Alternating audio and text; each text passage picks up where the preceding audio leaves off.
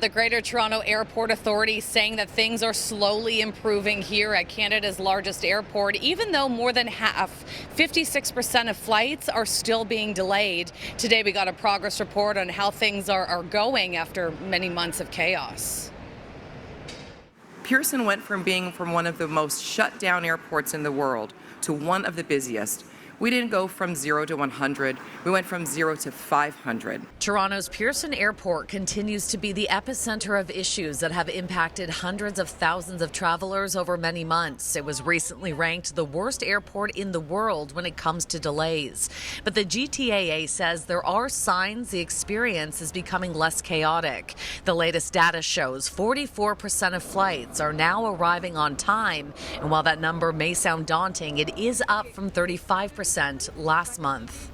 This is not a number that I would normally tout at all. We know that travel has not been easy for passengers. The GTAA's CEO, Deborah Flint, says the hope is to get on-time travel performance back up to pre-pandemic levels of 70 to 80%, but she could not provide a timeline. The progress report also found fewer travelers are being held on the tarmac due to overcrowding in the custom halls. Last week, it happened 19 times. That's compared to an average of 60 plane holds per week that were occurring throughout the month of July. And when it comes to those massive lineups to get through security, just marginal improvements are being reported. 82% of travelers are now being processed in under 15 minutes. That's only a 1% increase over the last 4 weeks. Flint says Pearson faced some of the longest shutdowns during the pandemic and amidst recovery has been an uphill battle. The length of that shutdown matters immensely.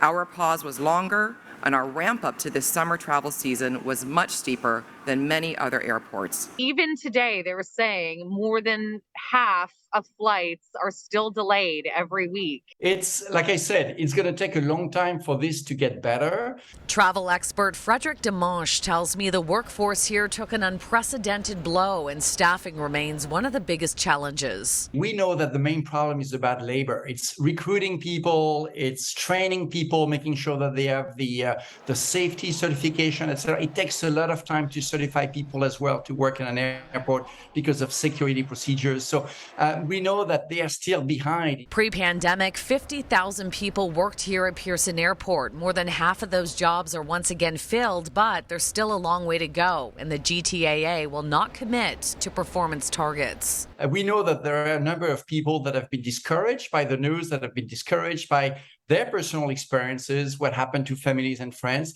And so I think it will take some time for confidence to come back. Now, in early summer, at the height of all this chaos, airlines agreed to reduce capacity by 1.5 million seats. The recent streamlining of the ArriveCAN app is also helping to move things along. You can now submit customs and immigration info 72 hours before a flight. Bags are also getting to travelers faster, 3 minutes faster on international flights and 4 minutes faster for domestic.